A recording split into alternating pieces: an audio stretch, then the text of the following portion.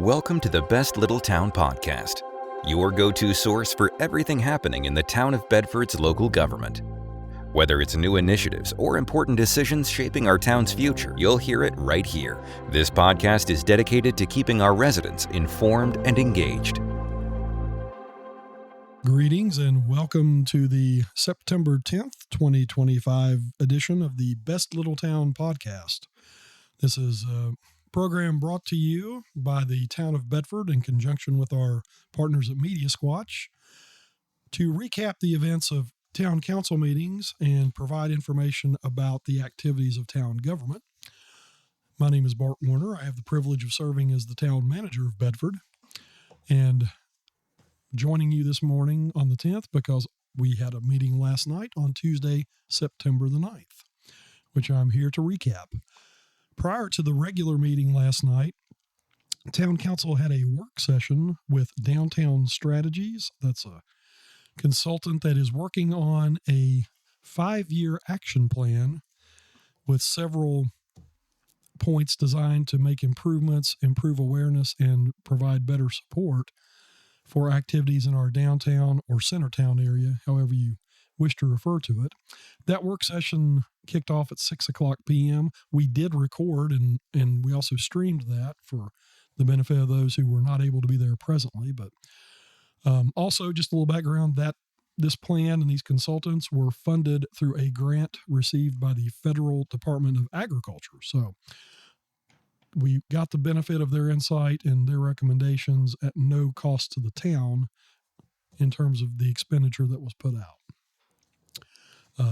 That work session wrapped up a little bit before 7 o'clock, and at 7 o'clock p.m., Mayor Stanley promptly called the regular meeting to order.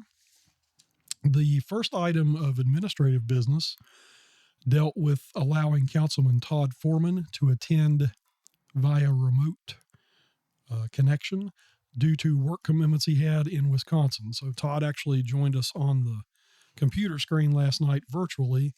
In order to do that, the town council has to vote to approve that, which they, of course, did. We then moved right into the agenda. The first item was the approval of the minutes from the August 26th regular council meeting, which those minutes were approved. Next was my report. The report of the town manager is a formal part of the agenda, and last night I took the opportunity to expand on several things. It was a lot longer than my usual report, but I do want to go ahead and recap some of that here on the podcast.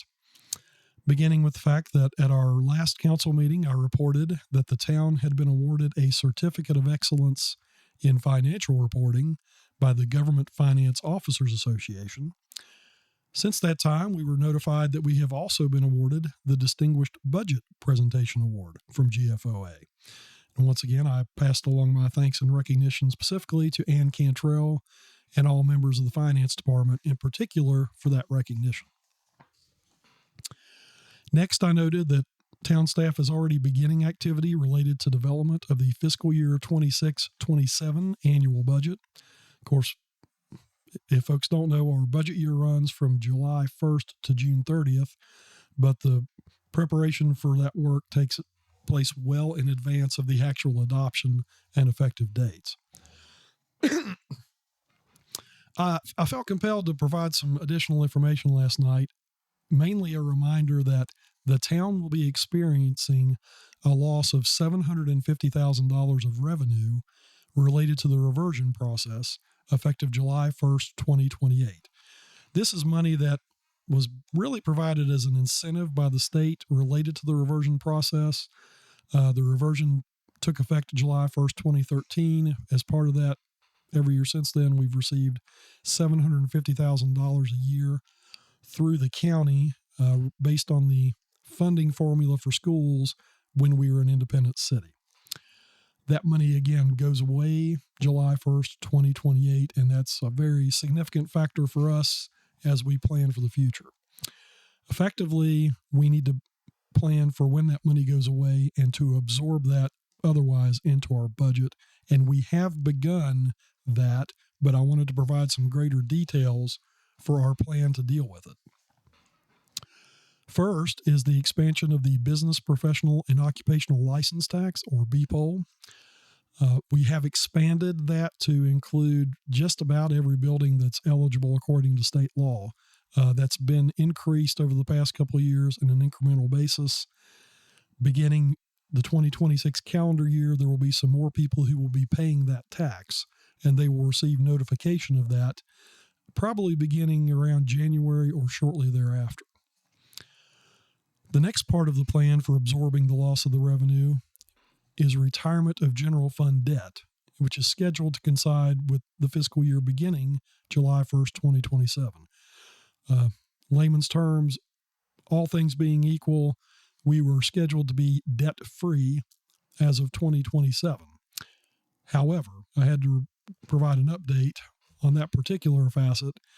There are some facility needs that have emerged, particularly with regard to the municipal building, which may require long-term financing and will thus impact the efficiency of that particular strategy. So while we were on track to be debt-free in 2027, and I mentioned this in the last podcast, there is a possibility that we may have to borrow some money to fix the air conditioning, the electrical system, the windows, possibly some IT things, and possibly look at reconfiguration of the building to see if we can do something to accommodate the police department in our existing space. The next plan for absorbing the loss of revenue is an increase in revenue from physical growth and land use development within town.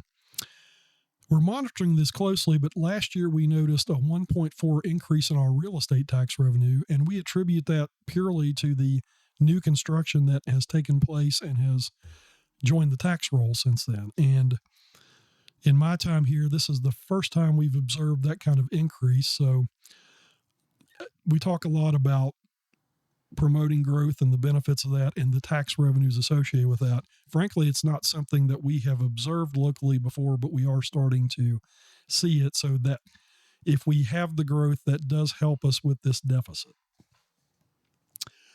The next item to deal with the loss of the $750,000, part of the plan, is reduction of funding and or elimination of some services. A prime example of this is the discontinuation of the commercial solid waste collection and disposal service, which will take effect October 1st. Currently, the town collects and disposes of solid waste from businesses. That is a separate operation from our residential collection, and the variables associated with that have changed quite a bit. We've talked about this the last couple of months.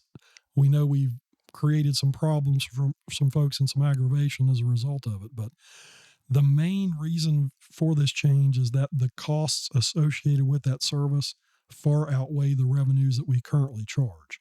We did talk about the possibility of increasing the fees to recover that cost, but what we discovered was that there are private contractors who provide this service lower than our current charges. So in the interest of savings and efficiency, the town did decide as a part of its budget to get out of that service.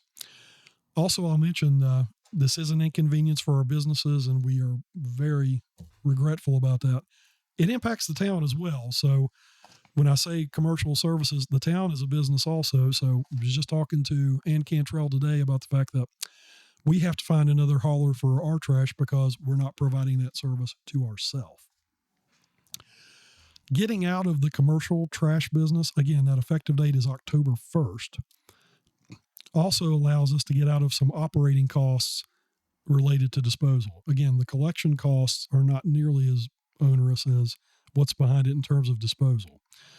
One of which is we're required to operate a transfer station that has some capital challenges and also some operating costs to it that we would not be required to bear if we discontinued the service.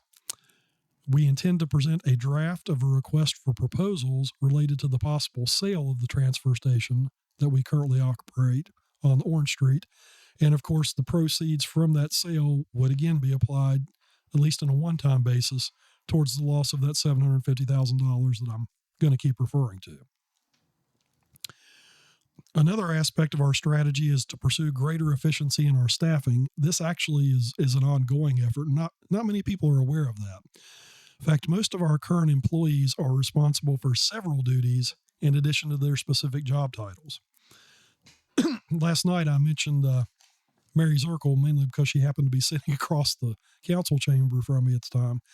Mary's title is Community Development Director.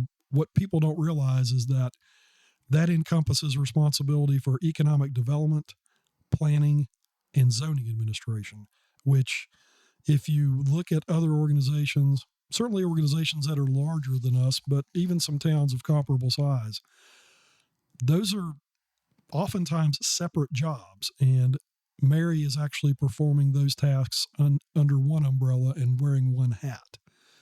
The other example I'll give is our public works staff. Again, going back to the trash collection, our public works staff do a wonderful job of collecting and disposing of solid waste, mowing all of our properties, including our extensive cemetery facilities, and generally taking care of town facilities. And it's one crew that does all of that. We do not have specific people dedicated to specific tasks. Basically, our public works people are multitasking to carry out a variety of functions. And that's really true of most of our staff across the board. Those are just a couple of examples. The next financial strategy we're pursuing to deal with the loss of the $750,000 is the possible sale of surplus property. Council has identified a list of potential sites that are basically vacant land that is owned by the town that, at least in their mind, might be better served by offering it to somebody else for some other use. Staff is currently researching any associated deed or operational issues related to those properties. I will say that to dispose of any town-owned property requires a public process, including public hearings, and also a vote of 6 members of council to carry that forward. So I know we've had a lot of questions before about exploring the possibility of getting rid of some town-owned properties, but it has to happen in the open and in a public way. If the combination of these measures that I just mentioned do not cover the revenue deficit as of July 1st, 2028, then the town will be forced to consider use of prior year reserves and or additional increases in revenue collections to balance the budget. To give everybody a little bit of comfort, we do have reserve funds in place to carry us forward, but we do not want to become overly dependent on them for our existence. And all these things I mentioned, it's an intentionally multifaceted approach that allows us to be flexible in response to changes, and again, to avoid reliance upon any one element. This looming deficit is something that has been facing the town for a long time. In fact, from the time we reverted in 2013, we knew that the $750,000 had a shelf life to it.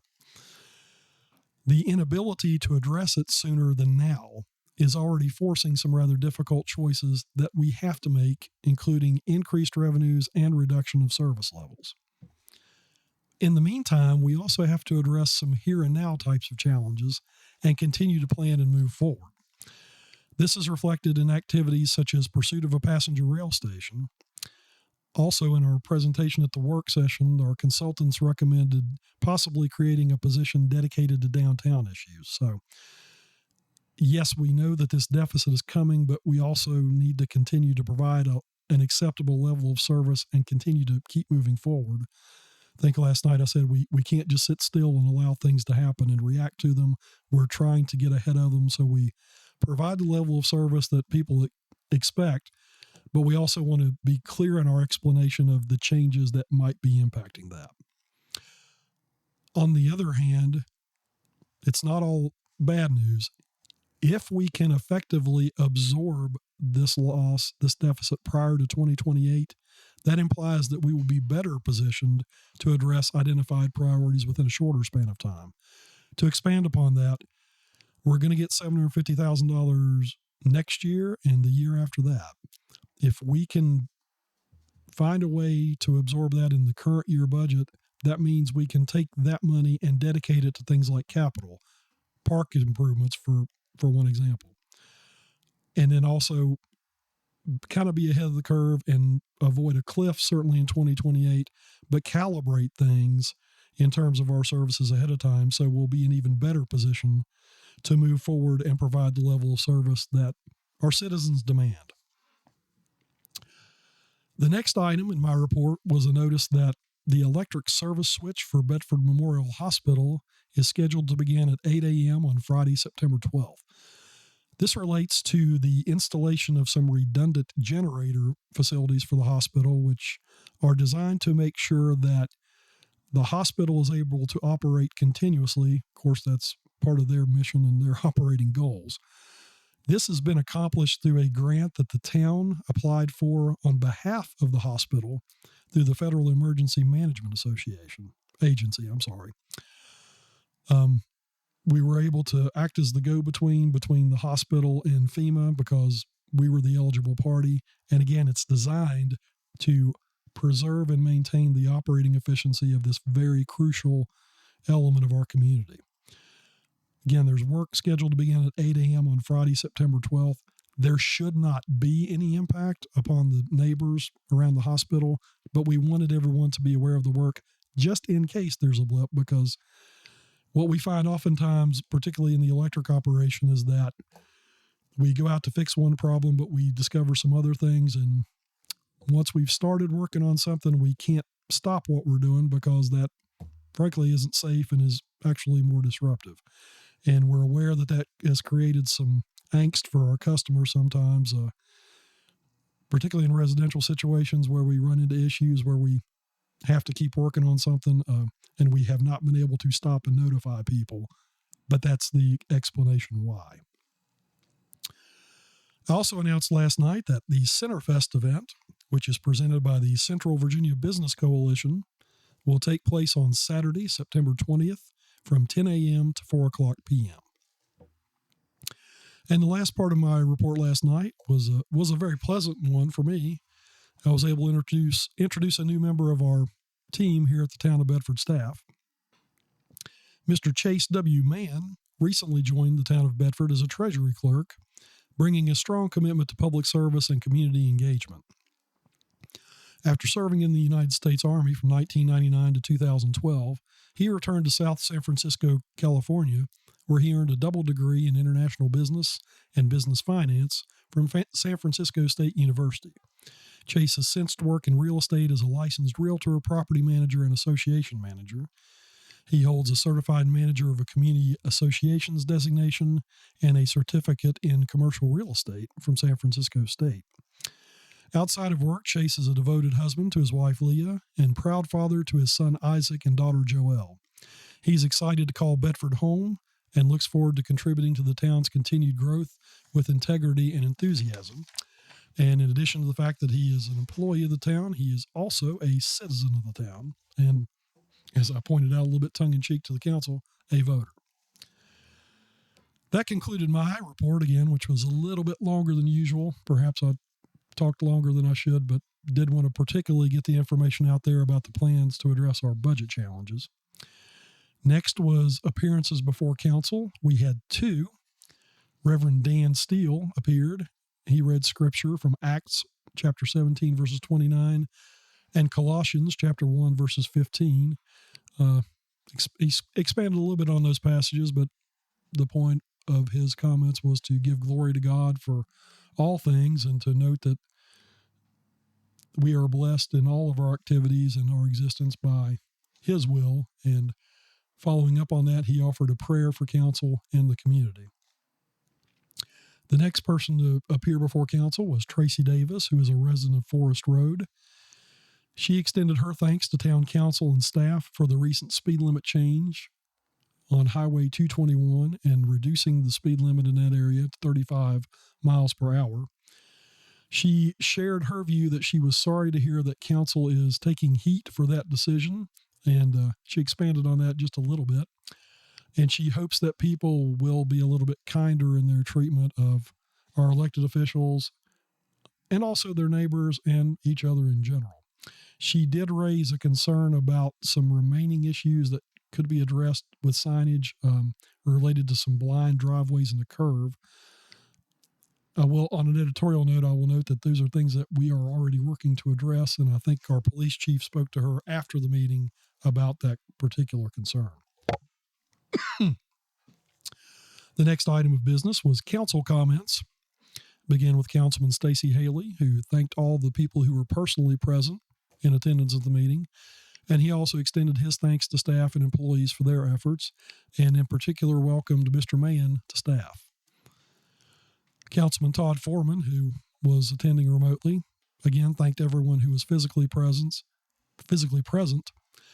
and also to council for allowing him to participate via Zoom. Councilman Jay Ippolito extended welcome to our new employee, Mr. Mann, and also expressed his thanks to Pastor Steele for his comments. Councilman Dwight Evans expressed his thanks to people who were watching the meeting on YouTube. Again, another part that we want to make sure we extend our reach as much as possible to allow participation and awareness of what town council is up to. And he also encouraged people to participate in the Town Police Department Academy. And that's something I was remiss in mentioning. If you'll go on Facebook to the Town of Bedford Police Department's Facebook page, we are sponsoring a Citizens Police Academy, which is designed just to mainly provide an in-depth and hands-on opportunity for citizens to learn more about what our police department does and to encourage greater interaction with the community. Councilman Dave Foster welcomed Chase Mann, staff. He also noted that the anniversary of 9/11 is coming up and wanted people to remember those that we lost and those who serve. And going back up at my list, I did misspeak. Actually, Vice Mayor Darrell Updike offered his welcome to Chase Mann, and thanks to Pastor Steele for his comments. Councilman Ippolito, I incorrectly attributed Mr.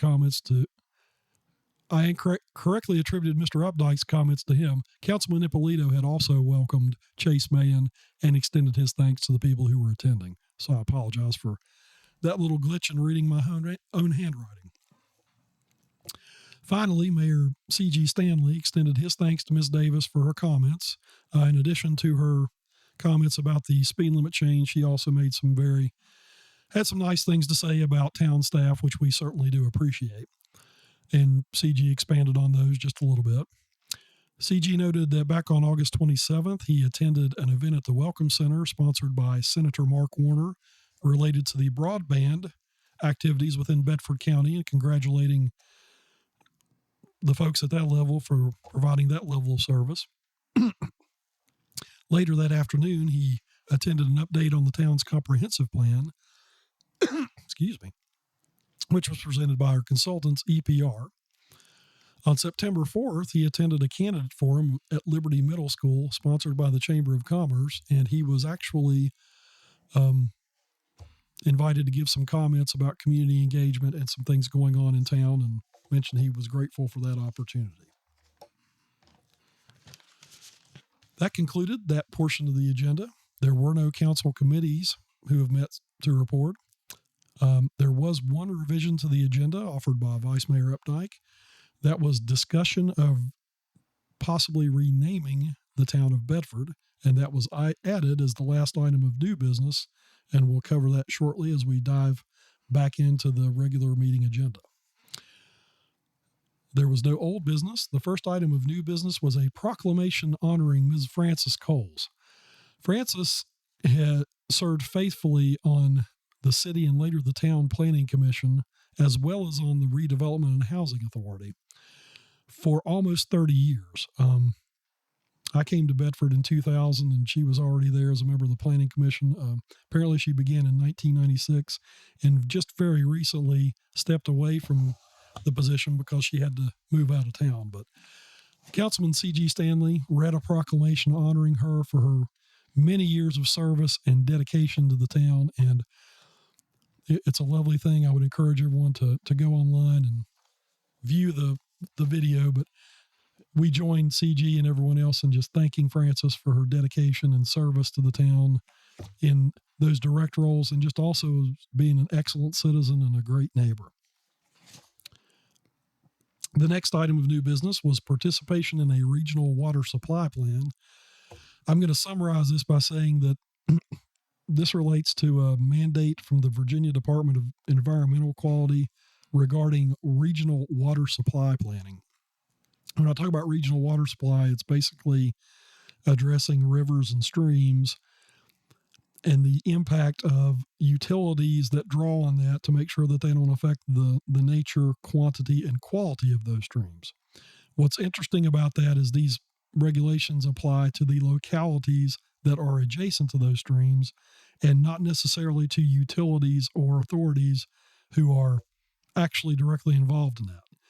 We happen to be included in that regulation as it's defined by DEQ, which means that we have to come up with a regional water supply plan of our own every 10 years. And we have to do that in cooperation with a regional planning unit and submit that to DEQ. And then those have to be reviewed every 5 years and resubmitted every 10 years by DEQ. The Central Virginia Planning District Commission is our locally recognized regional planning unit and is basically offered to take on this service on behalf of the town. Again, the town is required to either develop its own water supply plan to meet this mandate or participate in a recognized regional effort. The Central Virginia PDC is offering the service to all of its member jurisdictions in order to fund the study necessary and the plan that would have to be produced. They are pursuing a grant from FEMA. The town's share of that grant, if it is received, would be $4,000. And essentially, it's the proposed project is called the Middle James River Regional Water Supply Plan. As I explained to council, we requested them to authorize participation with the Regional Planning District Commission in their plan. Otherwise, we would have to produce a plan of our own. Question was asked as to what the cost of an individual plan would be. We didn't look at that because based on our experience with RFPs and consultants, we know that $4,000 is far less than what we would be forced to charge if we did it on our own. And we'd also be on the hook for other administrative activities that have further costs. On a motion by Councilman Dave Foster, seconded by Councilman Stacey Haley, the motion passed in favor unanimously of joining the Regional Middle James River Regional Water Supply Plan. The next item of new business was a discussion of a change in council meeting dates. As I mentioned in my podcast last time around, Bedford County Board of Supervisors recently executed a change in their meeting dates, whereas the town has met on the second and fourth Tuesdays of every month at 7 p.m. unless otherwise canceled. The Bedford County Board of Supervisors for many years has been meeting on the second and fourth Mondays of each month.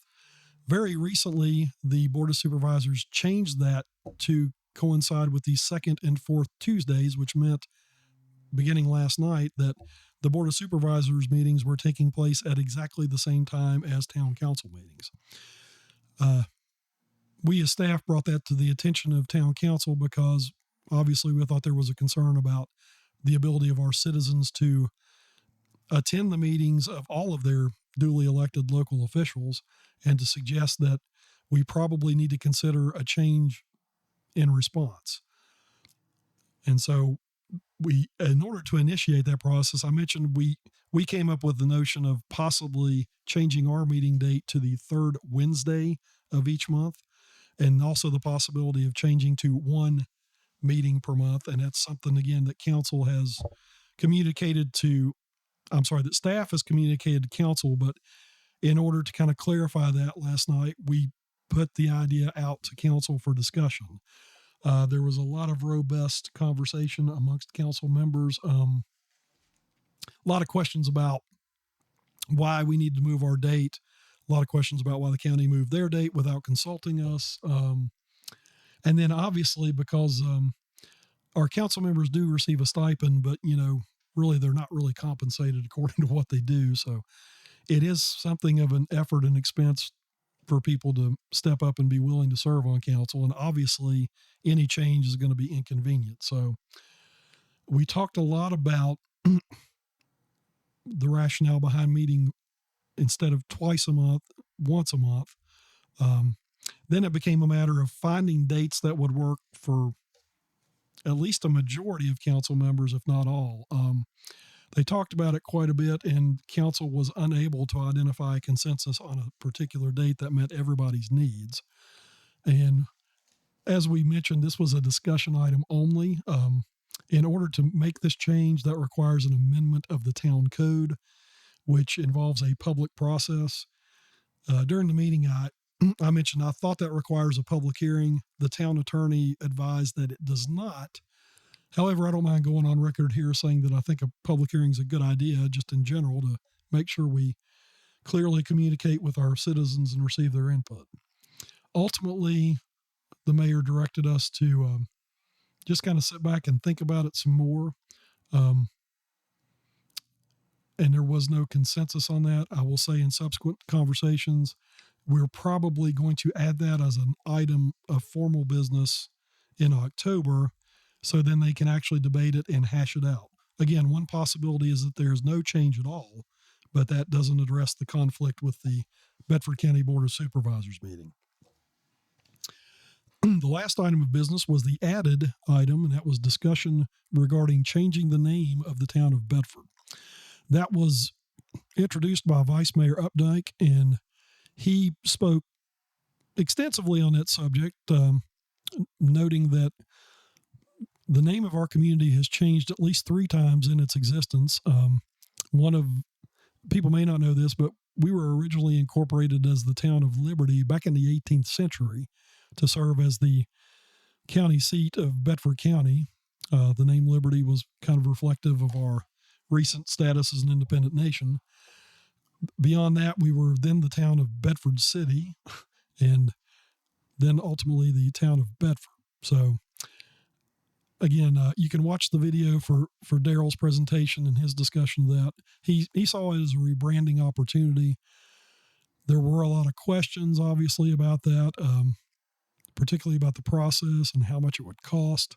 Ultimately, council directed me to produce a report on that, again, and gave me until November to provide that. So I'm going to be working on that and presenting it publicly, probably at a meeting in November, but I have been tasked with finding out how we could change the name of the town, how much it would cost, and what those impacts would be. Again, no action was taken on that last night. It was just a discussion item, but if we were to pursue that, I think that's probably going to be a very involved process. I've begun by working with the town attorney to see what's possible. And that concluded the meeting agenda for last night. I'm going to close by following up a little bit and saying that, Ms. Davis and Mayor Stanley also made some kind comments about me personally, which I do appreciate, but I feel the need to say that I'm a member of a team here, and a lot of the accomplishments I'm not directly responsible for, so I can't claim credit for them. But I am very grateful to be here. The folks that I get to work with are extraordinarily talented and have a great deal of expertise and are dedicated to this community with their hearts and souls. And I will tell you personally that I consider it a great privilege to serve as town manager here. Don't take it for granted, and I don't feel entitled to it. And my only concern is what's best for this community, because I will tell you candidly that I dearly love Bedford and appreciate the opportunity to be here. And again, in this day and age where we can pretty much exist anywhere we want to with the technology available, there's nowhere I want to be. And I appreciate the neighbors that I get to live with who feel the same way. On that note, I'm going to conclude this episode of the podcast. We will be presenting another one, God willing, after our next council meeting, which is scheduled to take place Tuesday, September 23rd at 7:00 p.m. Until then, thank you for everything that you do to make this a great community. Again, best little town is sometimes a boast, always an aspiration. If there are any concerns you have about anything that the town's doing, or any questions or any recommendations, You can contact Town Hall directly during business hours, Monday through Friday, 8 a.m. to 5 p.m. at 540-587-6001 by telephone. Or you can email me anytime at bwarner@bedfordva.gov. Again, thank you very much for your attention. I look forward to spending this time with you again in a couple of weeks.